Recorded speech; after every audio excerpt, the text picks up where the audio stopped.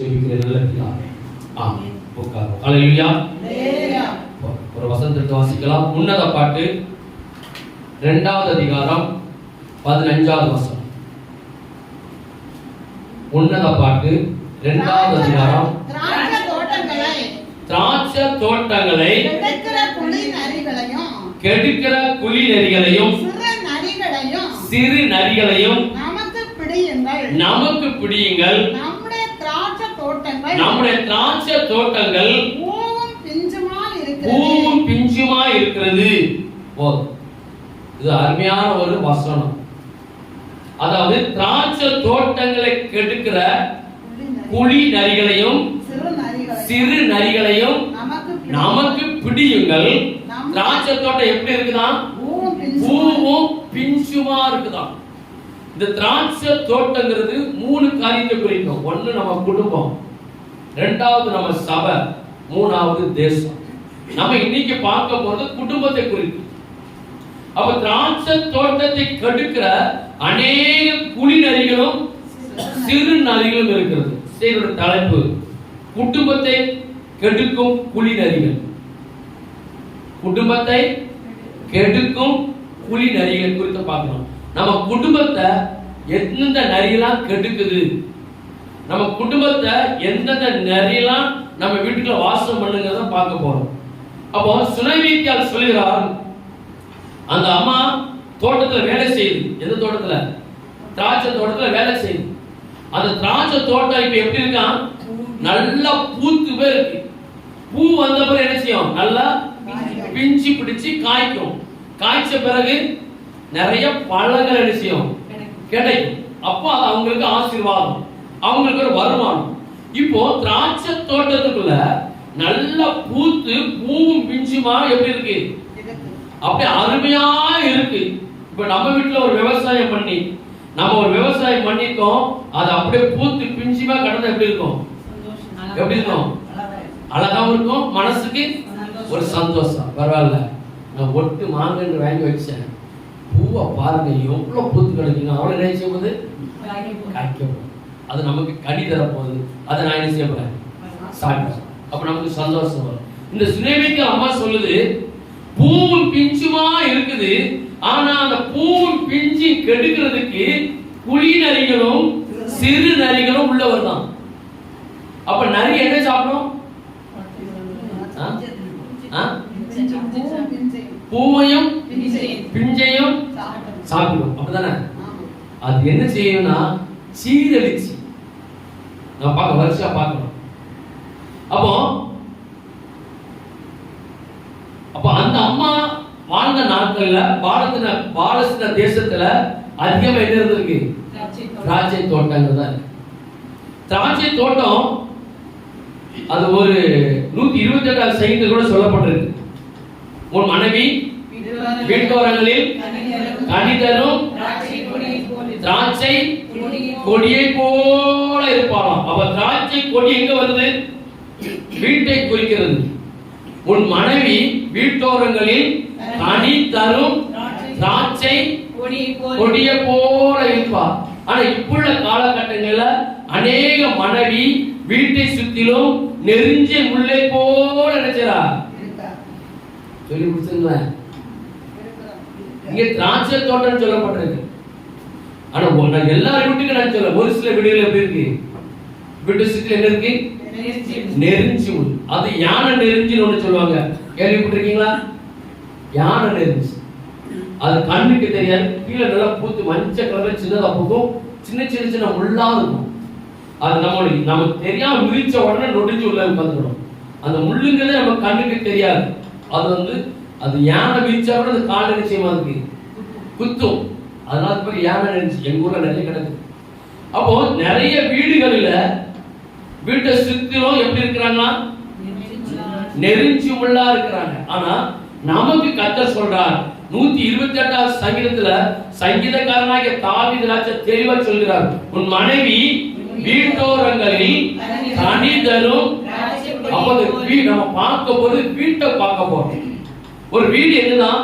திராட்சை தோட்டம். அந்த திராட்சை தோட்டம் அந்த கொடி படர்ந்து கிடக்கும் போது எப்படி இருக்கும்? கொடி அந்த திராட்சை தோட்டம் அப்படி நல்லா விரிஞ்சி, நீங்க இந்த திண்டுக்கல் போற பகுதியில பாத்தீங்கன்னா தெரியும், நைட்டு போனா தெரியாது, பகல போனா தெரியும். திராட்சை தோட்டம் எப்படி விவசாயம் பண்ணிருப்பாங்க பாத்துருக்கீங்களா? நல்ல கல்தூண் பண்ணிருப்பாங்க, கல்தூண். ரெண்டாவது அவ்வளவு கம்பியில தான் அவங்க கொடி மாதிரி வச்சிருப்பாங்க படறதுக்காக. ஏன்னா அந்த திராட்சை வந்து சீக்கிரம் நினைச்சாது அழிஞ்சு போகிற வித்து அல்ல, அது சில ஆண்டுகள் நிச்சயம் அது நீடிச்சு நிற்கும். அதனால அந்த திராட்சை பழம் நிறைய காய்ச்சிட்டுனா சேதாரம் வந்துடக்கூடாதுன்னு சொல்லி அந்த திராட்சை தோட்டத்தை சுற்றிலும் கல் தூண் நட்டிருப்பாங்க. அவ்வளவு இரும்பு கம்பியை போட்டுதான் பின்னிருப்பாங்க. அதுக்கு மேலதான் நிச்சயம் படரும். ஏன்னா அது ரொம்ப நாள்பட்ட விவசாயம் பண்ணி அது 2-3 பருவம் 4 பருவம் இருக்கிற வரைக்கும் அந்த திராட்சை செடி செய்யாது அழிஞ்சு போகாது.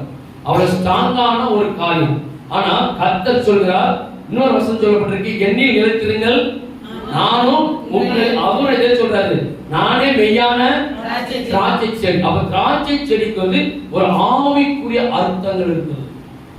இப்போ வீட்டை சுத்திலும் நம்ம வீடு எப்படி இருக்கிற வீடு? திராட்சை செடியாய் திராட்சை கொடியாய் பூவும் பிஞ்சுமாய் இருக்கிற காலகட்டங்கள். பூவும் பிஞ்சுனா என்ன அர்த்தம்? பூவும் பிஞ்சுமா இருக்கு என்ன அர்த்தம்? ஆசீர்வாதம், கலகலப்பு, சந்தோஷம், சமாதானம், மன நிறைவு, மன ரம்யம். அந்த வீட்டுக்குள்ள எப்பவும் ஒரு ஆவிக்குரிய கம்பீர சத்தம். அந்த வீடு மன மகிழ்ச்சியாவே விஷயம் இருக்கும். அந்த வீட்டுல எத்தனை பேர் இருந்தாலும் ஒரு வீட்டுக்கு என்ன வராது? சண்டைகள் வராது, நிறைய பிசாசுடைய ஆயுதங்கள் உள்ள இருக்காது. அதே போலதான் கர்த்தர் சொல்கிறார், உன் எப்படி இருக்குமா? திராட்சை தோட்டம் மனைவி வீட்டோரங்களில் அப்போ கனி தனித திராட்சை கொடின்னு சொல்லப்பட்டு திராட்சை செடி போட்டு இப்படி பூவும் பிஞ்சுமா இருக்கிற காலகட்டங்களில 2 நரி வருது. எத்தனை நரி? ஒரு சிறு நரியும் புலி நரியும். நம்மளுக்கு நரியை குறித்து சில காரியம் பார்க்க போறோம். அப்ப நரி வந்து வேதாகமத்துல அது எப்படிப்பட்ட மிருகம் அது பார்க்கலாம். எடுத்து வாசிங்க. லேவியராகமம் 11வது அதிகாரம் 26வது வசனம். லேவியராகமம் 11:26. விரி நகங்கள் உள்ளவைகளாயிருந்தும் இரு பிளவில்லாத பிளவு இல்லாமலும் அசை போடாமலும் இருக்கிற மிருகங்கள் யாவும் உங்களுக்கு அசுத்தம். நரிக்கு என்ன? நரி என்ன செய்யாது? அசை போடாது. கால் பிளவு எப்படி இருக்கும்? விரி. இது கர்த்தரால் அருவருக்கப்பட்டு தேவனால் ஒதுக்கப்பட்ட ஒரு மிருகம். என்னது? நரி. அப்போ நாயும் எப்படி இருக்கும்? நரி சாயல தான் இருக்கும். நம்ம கற்பனை சில காரியத்தை பார்க்கலாம். அதே அதிகாரத்துல 7வது வசனத்தை வாசிங்க. பன்றியின் குழம்பும் விரி குழம்பும் ரெண்டாக பிரிந்ததுமாய் இருக்கும். அது அசை போடாது. அது அசுத்தம். அது நிச்சயமா அந்த பன்னி வந்து என்ன செய்யாது? அசை போடாது. விரி அது என்னது? அசுத்தம். அதை தொடுகிறவன் அசுத்தம் சொல்லி தெளிவா கர்த்தர் சொல்லியிருக்கிறார். அப்ப பன்னி வந்து நம்ம விரும்பி உண்ணக்கூடிய ஒரு ஆகாரம் அல்ல வேதம் சொல்லுகிறது. அப்ப பன்னி வந்து இதே பன்னியை குறித்து ஒரு வசனம் சொல்லப்பட்டிருக்கு. சங்கீத ஒரு புஸ்தகம் 80வது சங்கீதம் 13வது வசனத்தை வாசிங்க. காற்று பன்றி அதை உழுது போடுதான். இங்க புள்ள நரியும் புலி நரியும் கல்ல புலி நரியும் சிறு நரியும் அந்த திராட்சை தோட்டத்தை கெடுக்க வருதான். 2வது சொல்லப்பட்டிருக்க பன்றி வந்து என்ன செய்யலாம்? எதை? திராட்சை தோட்டம். 2 இன்னொன்னு இருக்கு, 3 உண்டு. அப்போ அதையும் வாசிக்கிறோம். எரேமியா 12வது அதிகாரம் 10வது. ஒரு குடும்பத்தை கெடுக்கிறது 3 விதமான ஆவிகள். எரேமியா 12:10. அநேக மேய்ப்பர்கள் என் திராட்சை தோட்டத்தை அழித்து என் பங்கை காலால் மிதித்து என் பிரியமான பங்கை வனாந்தரமா. யாரு? மேய்ப்பர் யாரு? போதகர். ஒரு திராட்சை தோட்டமாகிய ஒரு குடும்பத்தை 3 நபர்கள் பிரிக்கிறார்கள். யாரெல்லாம்? முதலாவது நரி, பன்றி, மேய்ப்பர். நல்ல பூவும் பிஞ்சுமாய் இருக்கிற, நல்ல சந்தோஷமாய் சமாதானமாய் இருக்கிற, கர்த்தருக்கு பயந்து இருக்கிற, கர்த்தருக்கு உண்மையாய் நடக்கிற, உண்மையாய் கர்த்தரை சேவிக்கிற அந்த குடும்பம் எப்படி இருக்குதான்? திராட்சை தோட்டத்தை போல பூவும் பிஞ்சுமாய் மனமகிழ்ச்சியாய் இருக்கிற நாட்கள்ல 3 விதமான ஆவிகள் அந்த வீட்டுக்குள்ள போகுது. முதலாவது நரி, அது பொல்லாத ஒரு ஆவி. அதோட குணாதிசயம் ஒரு 16 இருக்கு, நம்ம பார்ப்போம். இரண்டாவது பன்றி, அது நிச்சயமா அந்த நிலத்துல போய் நிச்சயமா அந்த நிலத்தை ஏற்கனவே நல்ல பூவும் பிஞ்சுமா இருக்குமானால் அந்த திராட்சை செடி தோட்டத்துக்கு என்ன பண்ணிருப்பாங்க? நல்ல உழுது, நல்ல உரம் போட்டு, அதுக்கு பக்கம் கட்டி, நல்லா அதுக்கு நீர் காய்ச்சி, அதுக்கு சுத்தி வேலி போட்டு, அது கண்ணும் கருத்துமாய் அது விவசாயம் பண்ண போய்தான் அது எப்படி இருக்கு? பூவும் பிஞ்சுமா இருக்கு. அதை போய் ஒரு பன்றி நினைச்சுதான் உழுதான். எங்க ஊர்ல பழமொழி சொல்லுவாங்க, சீனி கிழங்கு திங்கிற பண்ணிய செவி அறுத்தாலும் அப்படின்னு. என்ன அர்த்தம் சொல்லுங்க? என்ன அர்த்தம்? ஒரு சீனி கிழங்கு விதைக்கப்பட்ட, ஒரு சீனி கிழங்கு பயிரிடப்பட்ட தோட்டத்துல போய் ஒரு நாள் அந்த பண்ணி போய் சாப்பிட்டு சீனி கிழங்கு ருசி கண்டுட்டுனா அந்த பண்ணிய காது அர்த்தம் செய்யலாம். மறுபடியும் எங்க போவோம்? அப்படிப்பட்ட விசேஷித்த ஒரு ஆவி என்னது? விசேஷித்த ஒரு ஆவி பன்றி. அப்போ 3 விதமான ஆவிகள் ஒரு நல்ல ஆரோக்கியமான குடும்பத்தை கெடுக்குது. நம்ம இன்னைக்கு அதில் பார்க்க போறது 3வது மேய்ப்பர், ஊழியக்காரர்கள். அநேக வேதாகமத்துல மத்திய விசேஷத்துல 24 எடுத்து வாசிக்க வேண்டாம், 24வது அதிகாரத்துல கடைசி காலத்துல கள்ள கிறிஸ்துகள் எழுப்பி எழுச்சி வரலாம், அநேகரை வஞ்சிப்பார்கள். கடைசி காலம் நெருங்கினால இன்னைக்கு நிறைய ஊழியர்கள், கள்ள போதகர்கள் எழுப்பி நினைச்சாங்க, நிறைய குடும்பங்கள் நினைச்சாங்க வஞ்சித்து போடுகிறார்கள். பூவும் பிஞ்சுமா இருக்கிற குடும்பத்துல போய் நினைச்சாங்க தேவையில்லாத எக்ஸ்ட்ரா 2 விதைய உள்ள மூடிட்டு வந்துருவாங்க. களைய தேவையில்லாத களைய விதைச்சிட்டு வந்துருவாங்க. அந்த களை நிச்சயம் பாடம் அது வளர்ந்த ஆரம்பிச்சு அந்த திராட்சை தோட்டங்கள் அது நிச்சயம் நெருக்க ஆரம்பிச்சு. நம்ம நெல் விவசாயம் பண்ணும்போது அந்த நெல் மண்ணியே போல களை நிச்சயம் அத உடனே நிச்சயம் பண்ணாங்க, பிடுங்க மாட்டாங்க. கொஞ்சம் வளர்ந்த பிறகுதான் வித்தியாசம் நிச்சயம். களை என்னது, உண்மையான பயிர் என்னங்கிறது கொஞ்சம் வளர்ந்த பிறகு. இப்போ நம்ம அதை கண்டுக்கிடாம விட்டுட்டோம்னா அந்த நெல் விளைச்சி கிடக்கும் போது அந்த களையை விளைச்சி முளைச்சு வரும்போது காய் எப்படி இருக்கும்? வித்தியாசம். அப்பதான் கண்டுபிடிக்கும் கல்ல உள்ள கிடக்கும். இதே போல அநேக குடும்பங்களை 3 விதமான ஆவிகள் இங்கே செயல்பட்டு கொண்டிருக்கு. நல்ல குடும்பத்தில் நாசமாய் கொண்டிருக்கு. இப்போ நம்ம நரி குறித்து பார்க்கலாம். நரியுடைய சில குணாதிசயங்கள், அந்த குணாதிசயம் மனுஷனுக்கு இருக்கா இல்லையா? நரியுடைய என்னென்னலாம் நம்மகிட்ட இருக்குங்கிறத நம்ம பார்க்க போறோம். முதலாவது நரிக்கு தந்திரமானது. முதல் குணம் நரி தந்திரம் உள்ளது. இரண்டாவது தீய குணம் கொண்டது. சூழ்நிலைக்கு ஏற்றாற் போல் தன் வாழ்வாதாரத்தை நிச்சயமா மாற்றிக்கொள்ளும். நம்ம பார்ப்போம். நான் சொல்றத கவனமா கேளுங்க. நம்ம வாழ்க்கையில இருக்கா அப்படிப்பட்ட ஜனங்கள் இருக்கிறாங்களான்னு சொல்லி நம்மளே பார்க்கலாம். முதல்ல தந்திரமானது, இரண்டாவது தீய குணம், கெட்ட குணம் உள்ளது, மூணாவது சூழ்நிலைக்கு ஏற்றாற் போல் தன்னுடைய வாழ்வாதாரத்தை நிச்சயமா மாற்றக்கூடியது, நாலாவது சிந்தித்து செயல்படுமா. நிறைய நிச்சயமா சிந்தித்து செயல்படும். அது மாம்சங்களையும் பழங்களையும் சாப்பிடக்கூடியது. அதுக்கு அடுத்த ஒரு புத்தி இருக்கு. திருடி நிச்சயமா நரி நிச்சயமா, அதாவது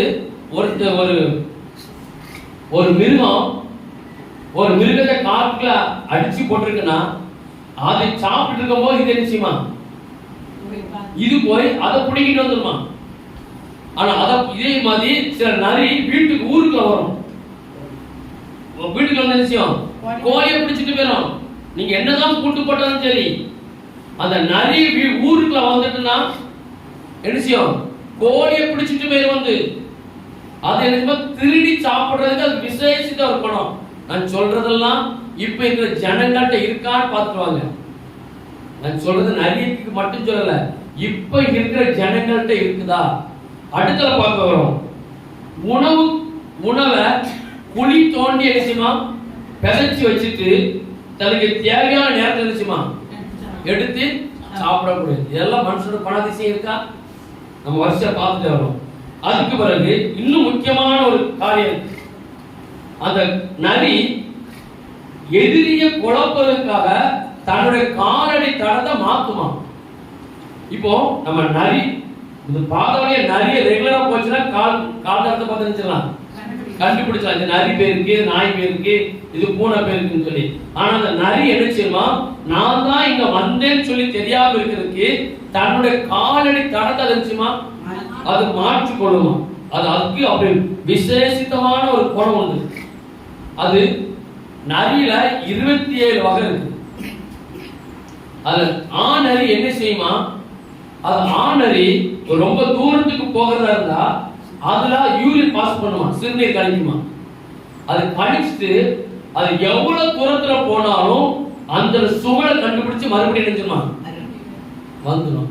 அப்ப எவ்வளவு சக்தி கொண்ட ஒரு மிருகம்.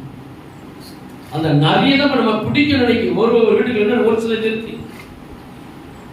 ராத்திரி தான் நரி நிச்சயம் வேட்டைக்கு போகும், பகல்ல நல்லா படுத்த நிச்சயம் தூங்கும். இன்னொரு முக்கியமான ஒரு காரியம், முழு பௌர்ணமி அன்னைக்கு நரியோட குணாதிசயம், முழு பௌர்ணமி அன்னைக்கு காட்டுல கிடக்கிற நரி மலையில மேல உச்சியில போய் அந்த சந்திரனை பார்த்து ஊழை விடுமா. என்ன செய்யுமா? சந்திரனை பார்த்து முழு பௌர்ணமி அன்னைக்கு மலையில மேல உச்சியில போய் சந்திரனை பார்த்து எல்லா நரியும் மொத்தமா நினைச்சுமா அது ஊழ விடுமா. ஒரு மணிக்கு 72 கிலோமீட்டர் வேகத்துல நினைச்சுமா எங்க போயிருமா. ஒரு மணிக்கு 72 கிலோமீட்டர் தூரம் போகுமா. அவ்வளவு வேகமா போகக்கூடியது.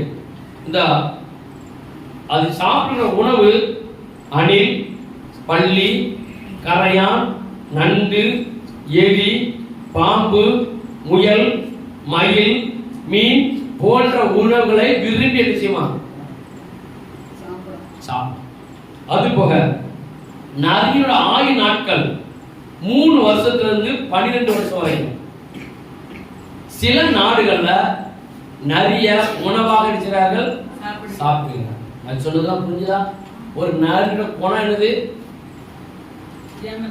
ஒரு நரிய குணம் என்னது? ஏமாத்தக்கூடிய தந்திரம் உள்ளது. நமக்கு சின்ன பிள்ளைகளே நரிகளை சொல்லிருக்காங்களா? பாட்டு சொல்லிருக்காங்க. ஒரு பாட்டியம்மா வடை சுட்டாங்களா, ஒரு காக்கா வந்து தூக்கிட்டு போய் கொப்புல உட்காந்துச்சான், நரியெல்லாம் வந்தாராம், பாட்டு பாட சொன்னாராம், வடைக்கில உழுதுச்சான், தூக்கிட்டு ஓடிட்டாராம். தந்திரம்.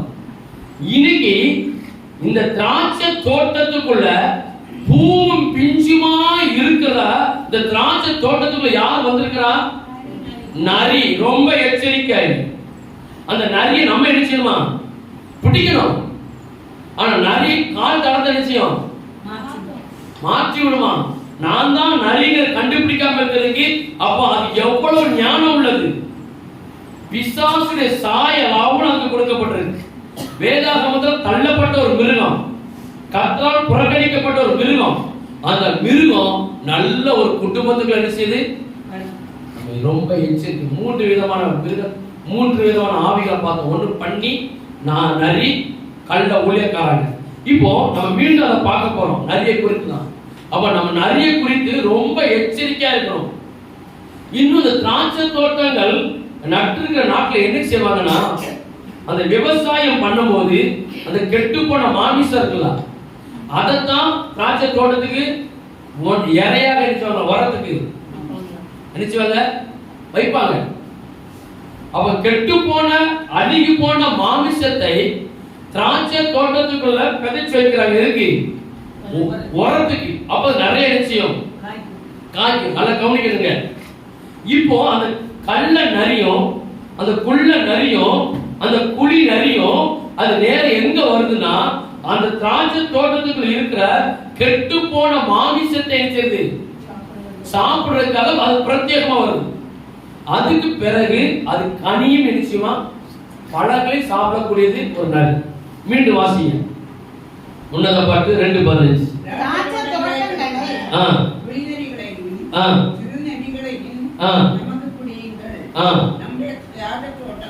நம்ம திராட்சை தோட்டங்கள் பூவும் பிஞ்சுமாக இருக்கு. இப்போ நம்ம குடும்பத்தை கொஞ்சம் நம்ம ஆராய்ச்சி பார்ப்போம். நம்ம குடும்பத்துக்குள்ள இப்படிப்பட்ட இந்த குணாதிசயம் உள்ள ஆட்கள் வந்தாங்களா வரலையா? வந்தாங்களா வரலையா? சத்தமா சொல்லுங்க. வந்திருக்காங்களா? இதுவரைக்கும் அப்படி பார்க்கலையா? ஒவ்வொரு குடும்பத்துக்குள்ளையும் இதே மாதிரி நரிகள் வந்து கொண்டிருக்கிறது. ரொம்ப கவனம் தேவை, ரொம்ப எச்சரிக்கை தேவை. இப்போ நிறைய இடங்கள்ல இந்த தென்னை மரத்துல ஒரு பாம்பு படம் போட்டுருப்பாங்க பாருங்க, கவனிச்சிருக்கீங்களா? நிறைய தென்னை மரம் வச்சிருக்கிறவங்க கருப்பு கலர்ல நீங்க ரோட்ல போகும்போது பாருங்க தெரியும், ஒரு பாம்பு படத்தை அப்படி வரைஞ்சி வச்சிருப்பாங்க. ஏன் தெரியாது? அந்த அணி என்ன செய்யும்? மேல ஏறி தேங்காய் பறிக்க குறும்பல் பறிக்க போகும்போது இந்த படத்தை பார்த்தோன்னா உண்மையிலே என்ன இருக்கு? பாம்பு இருக்குன்னு சொல்லி ஏறலாம். நீங்க இங்க இல்ல, அப்படியே கொஞ்சம் திருநெல்வேலி பக்கம் தூத்துக்குடி பக்கம் நீங்க அந்த லைன்ல போகும்போது அநேக தென்னை மரங்கள் இருக்கு.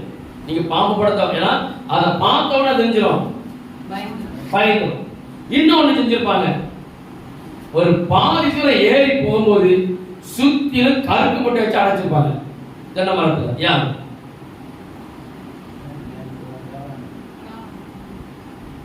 இது அணில் போகக்கூடாது, பாம்பு படம் வரைச்சிருக்கிறாங்க. தென்னை மரத்துல ஒரு பாதி தூரம் போகும்போது நல்ல கருப்புள்ள மட்டைய சுத்திலும் அடைச்சு வச்சிருப்பாங்க. ஏன்னா 2 கால் போட்ட நரி ஏறிடக்கூடாதுன்னு. 2 கால் போட்ட நரி இப்ப நம்ம வீட்டுக்குள்ள வருது. எந்த நரி? சத்தமா சொல்லுங்க. 2 கால் போட்ட நரிக்கு எச்சரிக்கை இருக்கிற கர்த்தர். நம்ம வீடு பூவும் பிஞ்சுமாய் நல்ல கனி கொடுக்கிற காலம், நல்ல ஆரோக்கியமான காலம், நல்ல ஒரு பூக்கிற காலம், ஒரு வசந்த காலம் மாதிரி மன ரம்யமா இருக்கிற காலத்துல நல்லா இருக்கிற குடும்பத்தை நாசமாக்கி போடுவதற்கு, அந்த பன்னிய போல நிலங்களை பீரிட்டு போடுவதற்கு அநேக நரிகள் சுத்தி கொண்டு இருக்கிறது.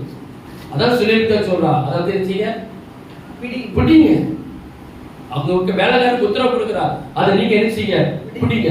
இப்போ நம்ம சீக்கிரமா நம்ம வேதத்துல 3 குடும்பத்தை பார்க்க போறோம். எந்தெந்த குடும்பத்தெல்லாம் நரி நாசமாக்கிச்சு, அதுக்கு பிறகு நம்ம நரிய நம்ம எப்படி பிடிக்கணும், வேகமா படிக்கலாம். 3 நமக்கு தெரிஞ்ச சம்பவம் தான், அடிக்கடி படிச்ச சம்பவம் தான். கர்த்தர் நமக்கு இடைப்படுவாங்க.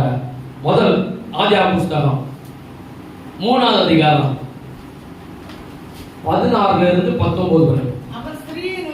அவர் ஸ்திரியை நோக்கி கர்ப்பவதியா இருக்கும்போது உன் வேதனையை மிகவும் பெருக பண்ணுவேன், வேதனையோடு பிள்ளை பெறுவாய், ஆசை உன் புருஷனை பற்றி இருக்கும், அவன் உன்னை ஆண்டு கொள்வான் என்றார். அவர் ஆதாமை நோக்கி நீ உன் மனைவியின் வார்த்தைக்கு செவி கொடுத்து புசிக்க வேண்டாம் என்று நான் உனக்கு விளக்கின விருட்சத்தின் கனியை புசித்தபடியினாலே பூமி உன் நிமித்தம் சபிக்கப்பட்டது.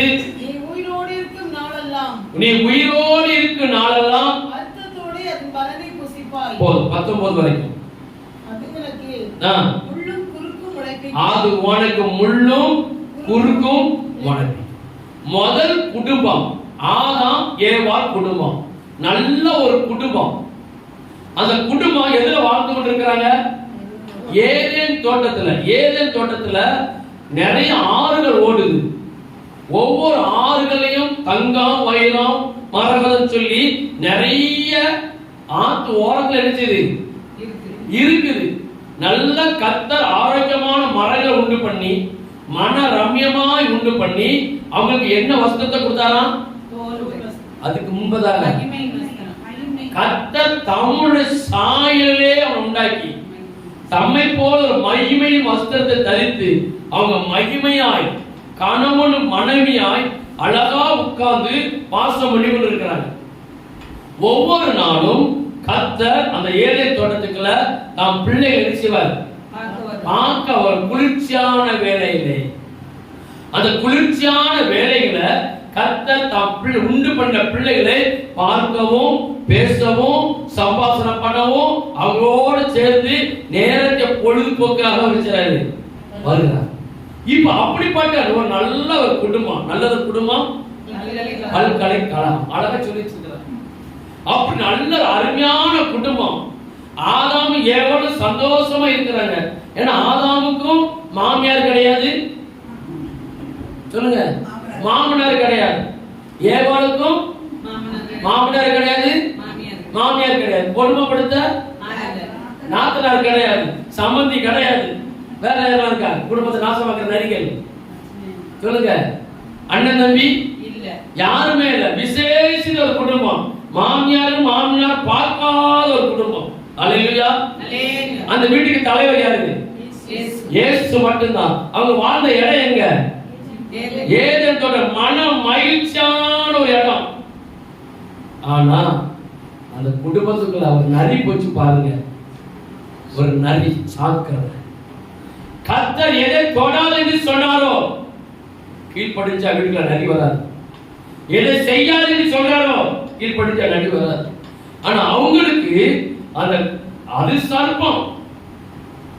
நீங்க பாம்பங்கன்னு எல்லாரும் பயந்து ஓடுகிறோம்.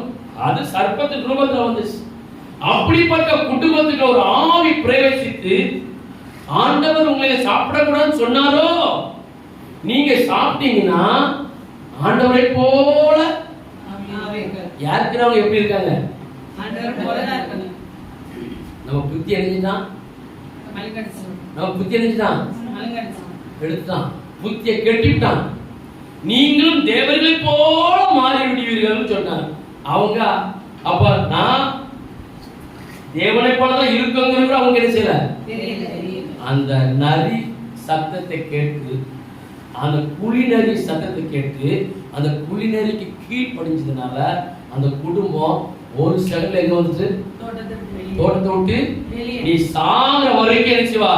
நீ வேர்வை சிந்தி, நீ பாடுபட்டு, நீ நினைச்சுவ. வசந்த வாசிங்க 19 நீங்க வாசித்ததுல 16 3:16 19 தான் இருக்குது.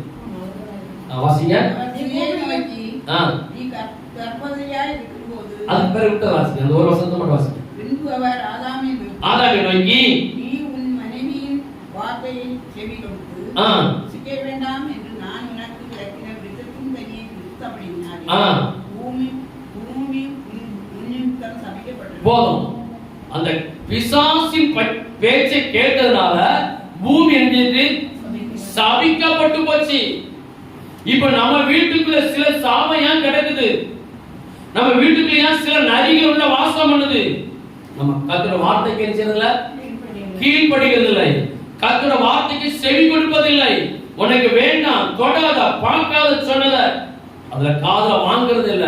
கர்த்தர் ஒண்ணு சொல்லல. வா ஆதாமே, ஏதாவது வெளியில வாப்பா, உனக்கு நிறைய உலகத்தை வச்சிருக்கிற, என் தோட்டத்தை உனக்கு லாய்க்கு இல்லை. உடனே இவளை அனுப்பி விட்டார். அதுல 23வது வசனத்தை வாசிங்க.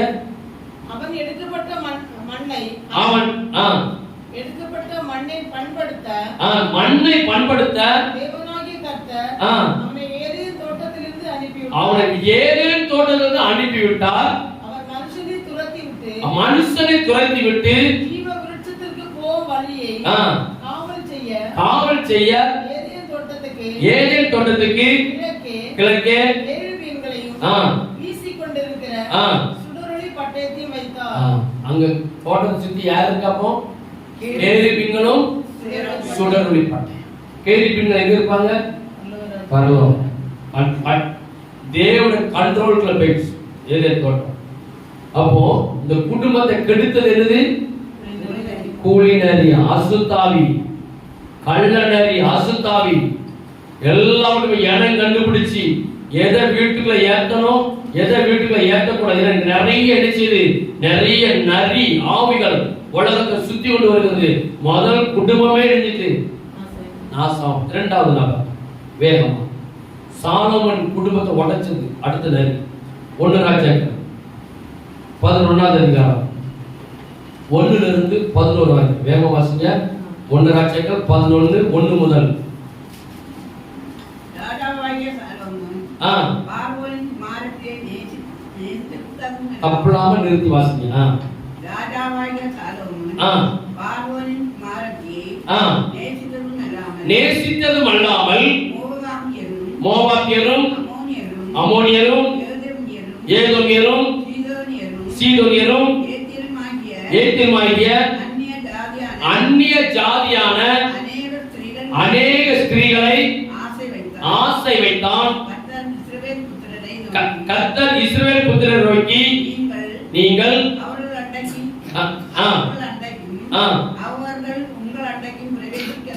கர்த்தர் சொல்றார், நீ இந்த இடத்துல இந்த ஜாதியில நீ செய்த சம்பந்தம் கலக்காத, பொண்ணு எடுக்காத.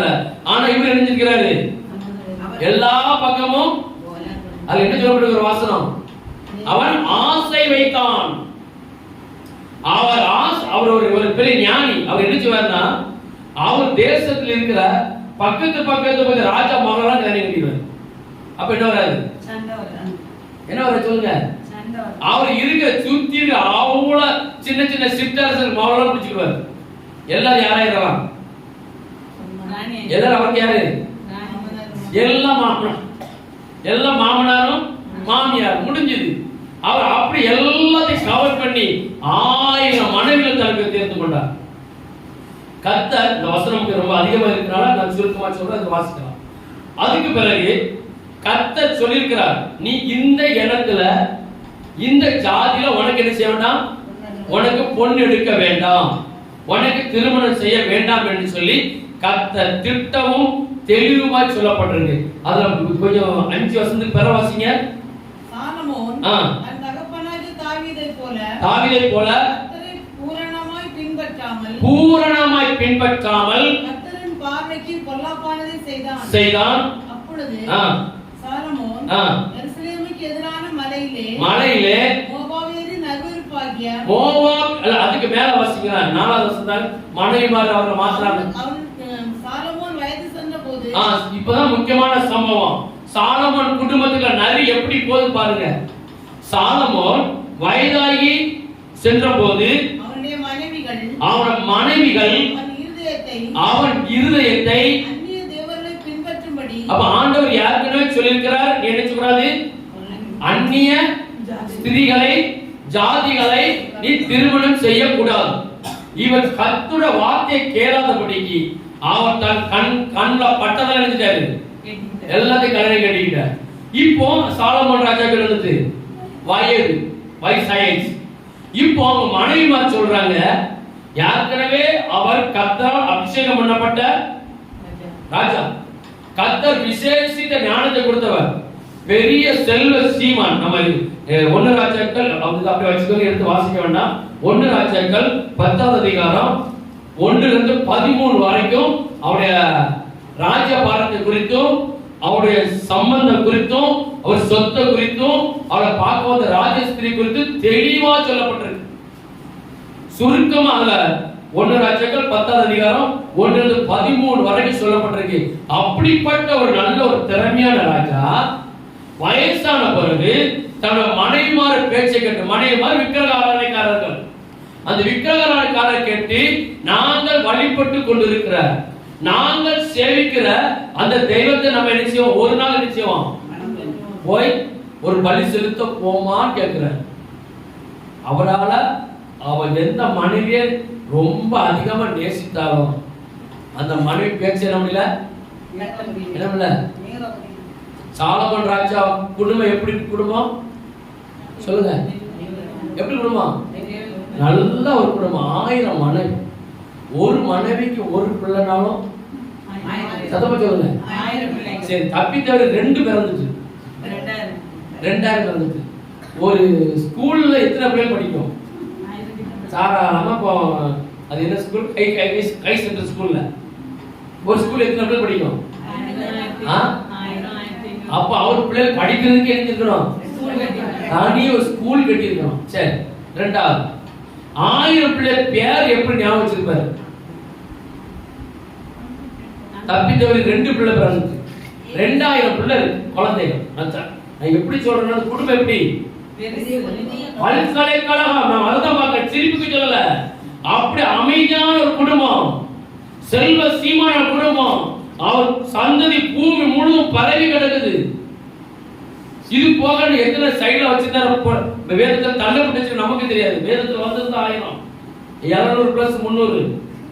அவர் அப்படி செல்வ சீமானா இருந்து, அப்போ நான் ஒருவேளை நினைக்கிறேன் எல்லாரும் நம்பர் கொடுத்திருப்பாரு தெரியல. சரி, இன்னொன்னு கேட்க. சரி, இப்போ ஒருவேளை அந்த தாவீது ராஜா முதல் மனைவி கிட்ட ஒரு நாள் உட்கார்ந்து கதை பேச போறாரு, அப்படித்தானே? இப்போ ஒவ்வொரு நாளைக்கும் ஒவ்வொரு வீட்டுக்கும் போயிட்டாரு. மறுபடியும் முதல் போற மாட்ட போறதுக்கு எவ்வளவு நாள் ஆகும்? 1000 நாள். 1000 நாள்னா அது வரைக்கும் நம்ம என்ன செய்யும்?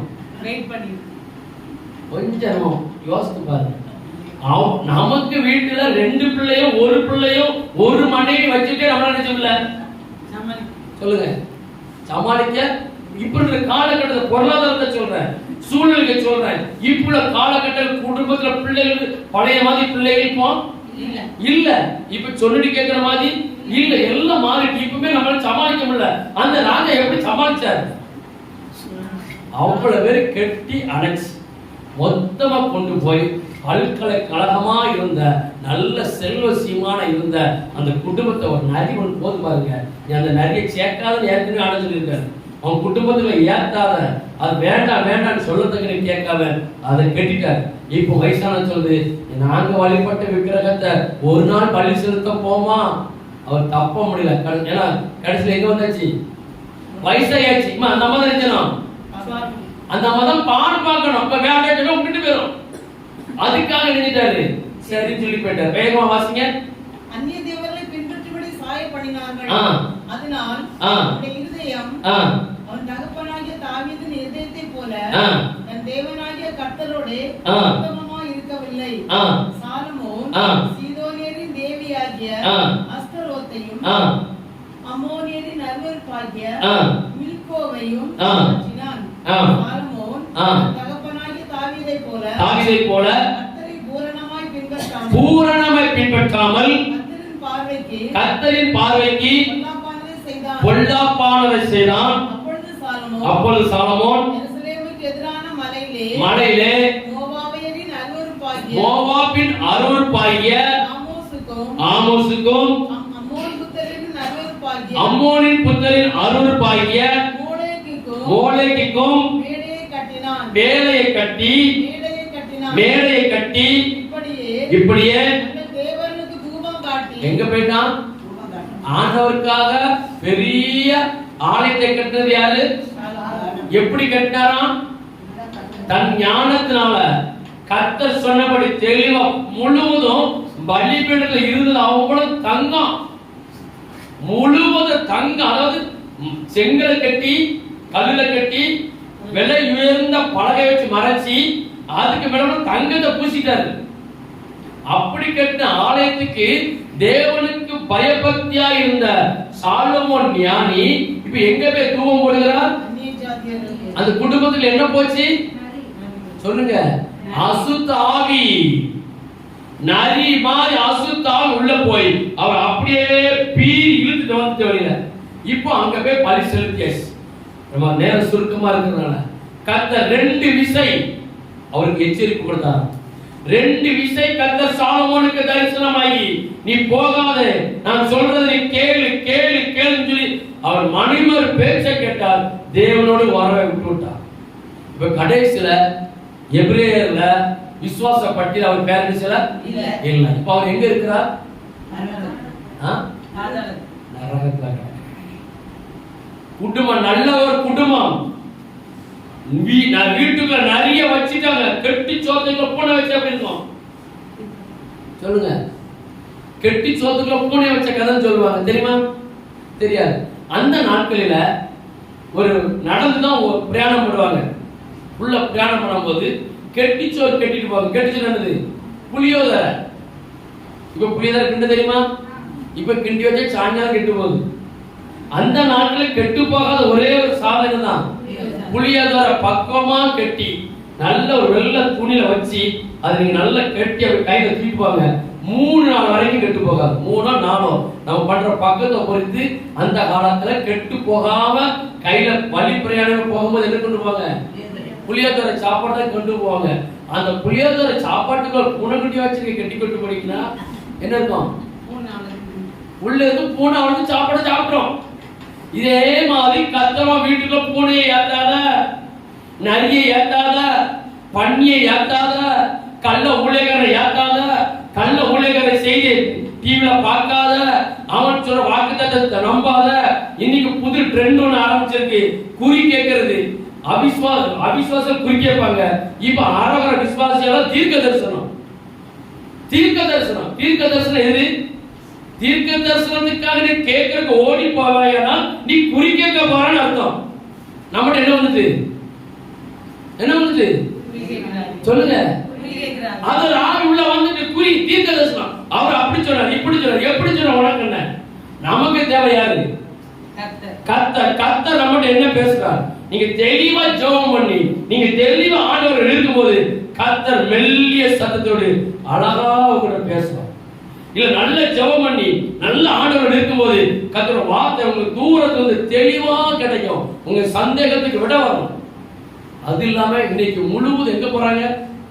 இன்னைக்கு முழு ஜனங்கள் எங்க ஓடுறாங்க? சொல்லுங்க. தீர்க்க தரிசனம், தீர்க்க தரிசனம், தீர்க்க தரிசனம். நிறைய சம்பவங்கள் நான் சொல்லலாம். ஒரு சிஸ்டர் என்ன கேட்டாங்க, நான் ஒரு இடத்துக்கு போனேன், சென்னையில ஒரு இடத்துக்கு போனேன். அங்க அந்த அம்மா சொன்னாங்க, பிரதர் நீங்க டெய்லி வேலைக்கு தானே போறீங்க, ஞானத்தை பாருங்க, தீர்க்க தரிசனம் எப்படி வருது? நீங்க அவங்க மேசன் சென்னையில ஒரு நாளைக்கு 1100 ரூபாய் சம்பளம் வரும். அவர் சின்ன வயசுல இருந்து மேசன் வேலை தான் பார்க்கிறார். அப்போ அந்த அம்மா சொன்னாங்க, நீங்க மேசன் வேலை பார்க்கறது ஒரு ஆளுக்கு அடிமைத்தனம். என்னது? மேசன் வேலை பார்க்கறது நீங்க அடுத்தவங்களுக்கு அடிமையா? அடிமையா இல்ல. பில்டிங் கட்டுறது அவன் தான் கட்ட ஞானத்தை கொடுத்திருக்கிறார். அது அடிமைத்தனம். நீங்க என்ன செய்யுங்கன்னா நீங்க ஒரு பிரியாணி கடை போடுங்க. இதான் கர்த்தர் என்கிட்ட சொல்றார். உங்களுக்கு அடிமைத்தன வாழ்க்கை வேண்டாம் என்று சொல்லி நீங்க பிரியாணி கடை போடுங்க, கர்த்தர் உங்களை ஆசீர்வதிப்பார்னு சொன்னாங்க. அவங்க கேட்டுட்டு அவங்களுக்கு ஒரே மனக்குழப்பம். ஏன்டா போன் போட்டாங்க? அடுத்த வந்தாங்க, பாஸ்டர் அப்படி கேள்விப்பட்டேன்னு இப்படி சொல்றாங்க, நான் பிரியாணி கடை வைக்கவா, நான் மேசன் வேலையை பார்க்கவா, ஏதாவது ஏன்னு சொல்லுங்க. நீ எத்தனை வருஷமா மேசன் வேலை பார்க்கன்னு கேட்டேன். எத்தனை வருஷமா பார்த்துட்டு இருக்க? உனக்கு சம்பளம் என்ன? பேசாம மேசன் வேலை. நீ இனி புதுசா சட்டி வாங்கி நீ பானையை வாங்கி உனக்கு பிரியாணி கிண்ட தெரியாது, நீ இங்க கிண்டி படிச்சு நீ அவனுக்கு சோத்தை போட அடுத்தவங்க கடை பக்கத்துல வரமாட்டான். ஆமா இல்லையா? ஆமா இல்லையா? அவன் மாஸ்டர் கிடையாது. அவன் என்ன மாஸ்டர்? அவன் பில்டிங் மாஸ்டர். அவன் பில்டிங் கட்டிட்டு இருக்கான். தீர்க்க தரிசனம் போது நீ அடிமைத்தனே இருக்கிற கர்த்தர் விரும்பவில்லை. நீ பிரியாணி கடை வை. ஓடுங்க. அந்த குடும்பம் எத்தனை வருஷம் நீங்க அந்த வேலையை பார்த்து குடும்பம் காப்பாத்திட்டு இருக்கு. இனி அங்க போனீங்கன்னா கர்த்தருங்க தொலைச்சிடாருங்க. இப்ப அந்த பக்கமே போறதில்லை. நான் சொன்னது ரைட்டா தப்பா? இனி அவங்க பிரியாணிக்கு பாத்திரத்தை வாங்கி அவங்க அது எங்க வண்டியில வச்சு என்னைக்கு இந்த கடை டெவலப் ஆக, அவன் என்னைக்கு சம்பாத்தியம் பண்ணி என்னைக்கு பொண்டாட்டி பிள்ளை காப்பாத்த. கள்ள தீர்க்க தரிசனம். நான் சொன்னேன், உங்களுக்கு தெரிஞ்ச வேலை ஏதோ அது ஒழுங்கா போங்க, ஒழுங்க வேலைக்கு போங்க, கர்த்தர் உங்களை செய்வார். இதுதான் கர்த்தரோட வார்த்தை. அப்போ மூணாவது வேகமா ஆதியாகமம். இதுவும் வேகமா வாசிக்க வேண்டிய வசனம்னா 16வது அதிகாரம் 1 முதல் 12 வரைக்கும் வேகமா வாசிக்க. சாராய்க்கு பிள்ளை இல்லாது இருந்தது. எகிப்து தேசத்தானாகிய ஆகார் என்னும் அடிமை பெண் இருந்தால் சாராய் பிள்ளை பெறாதபடிக்கு கர்த்தர் என் கர்ப்பத்தை அடைத்து கர்த்தர் என் கர்ப்பத்தை அடைத்தார். என் அடிமை பெண்ணோட சேரும். எங்க வந்து உள்ள வந்து சொல்லுங்க, சத்தமா சொல்லுங்க. ஆபிரகாமுக்கும் சாராளுக்கும் குழந்தை இல்ல. அந்த குடும்பம் எப்படி இருக்கு? அந்த வீட்டுல யார் இருக்கா? அடிமை பெண் வேலைக்காரிகள் வச்சிருக்கிறாங்க. அவன் நல்ல ஒரு சீமான், நிறைய ஆடு மாடு துறவு எல்லாம் இருக்கு.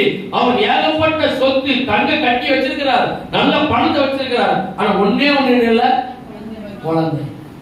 அந்த பிசாசு நல்லா இந்த குடும்பத்துக்குள்ள ஒரு வார்த்தை சொல்லுது, எனக்கு குழந்தை இல்ல, நீ யாருக்கு குழந்தை கூட? நம்ம வீட்டுல ஒரு வேலைக்காரி இருக்கல்ல, அவர் மூலம் நமக்கு நினைச்சோம். பிசாசு என்ன தந்திரமா? சந்ததி யாருக்கு இருந்து வரணும்? சந்ததி யாருக்கு இருந்து வரணும்? சொந்த வழிந்து வரணும். கர்த்தர் ஆபிரகாம், நீ வா, நட்சத்திரத்தை என்ன முடிஞ்ச எண்ணிப்பார், கடற்கரை மணல் எண்ணிப்பார். அந்த அளவுக்கு குடும்பத்தை ஆசீர்வதிப்பா சொல்லியிருக்கிறார். இந்த அம்மாவுக்கு பொறுக்கல, நீர் அடிமைப்பட்டோடு சேரும், எனக்கு நிந்தையா இருக்கு, எனக்கு அவமானமா இருக்கு, எனக்கு வெக்கமா இருக்கு. கடைசியா இவளே பிடிச்ச கையில கொடுத்துட்டா. அங்க ஒரு குழந்தையும் பிறந்தாச்சு. இப்ப வீட்டுக்கு வந்து சண்டை யாருக்கு இருக்கும்? ரெண்டு பேருக்கு சண்டை. இவ சொல்றா, இப்ப என்னைய கூட சித்திரவதை பண்றா. அவர் சொல்றா, நீ பேசாம அனுப்பி. இன்னைக்கு அப்படி போன ஆளுதான் யாரு சொல்லுங்க? இன்னைக்கு அந்த அம்மா வாயை பொத்திட்டு இருக்குன்னா இப்படி ஜாதியா வந்திருக்காது. இவ்வளவு பெரிய நாட்டுல, இவ்வளவு பெரிய தேசத்துல, இவ்வளவு பெரிய ஜனம் பெருக காரணம் ஒரே ஒரு ஆவி. என்னது? நீ தந்திரமுள்ள ஆவி குடும்பத்தை உடைச்சி. இன்னைக்கு கர்த்தர் சொல்றார், அவன் எப்படி இருப்பான்? வெள்ளவனா இருப்பான். அவன் துஷ்டன் சொல்லிட்டார். அவனை ஆசீர்வதிப்பேன், அவனை மேன்மைப்படுத்துவேன், அவனை உயர்த்துவேன். ஆனா அவனை கண்டா அவன் துஷ்டன். ஒரு சம்பவம் இருக்கு, நம்ம இதுல இருக்கிறதுனால சொல்ல முடியல. ஒரு சம்பவம், முக்கியமான ஒரு சம்பவம் இருக்கு. அப்போ அந்த குடும்பத்துக்குள்ள ஒரு வித்தியாசமான ஆவி போறதுனால அந்த குடும்பத்தையே உடைச்சி வேற ஒரு ஜெனரேஷன் கொண்டு வந்துட்டு. நம்ம எச்சரிக்கையா இருக்கணும், நம்ம எச்சரிக்கையா இருக்கணும். நம்ம குடும்பத்தை 3 குடும்பம், நிறைய குடும்பங்கள் இருக்கு, 3 குடும்பத்தை நினைச்சிட்டு உடைச்சு சீரழிஞ்சு போச்சு. இதை நம்ம கண் கூட பார்க்கணும். இப்போ அது இப்போ நம்ம குடும்பத்துக்கு ஒரு 2 நிமிஷத்துல இப்ப நம்ம வீட்டுக்குள்ள என்னென்ன, நம்ம 3 காரியம் சொன்ன, நம்ம வீட்டுக்குள்ள என்னென்ன நரி உட்கார்ந்து அது அவனுக்கு தெரிஞ்சணும். சொல்லுங்க பாப்போம். சந்தேகங்கிற நரி, நான் எங்க அகங்காரமான ஒரு நரி, பிடிவாத குணமுள்ள ஒரு நரி, விட்டு கொடுக்க தன்மை இல்லாத நரி, நம்ம வீட்டு காரியங்களை வெளிப்படுத்தி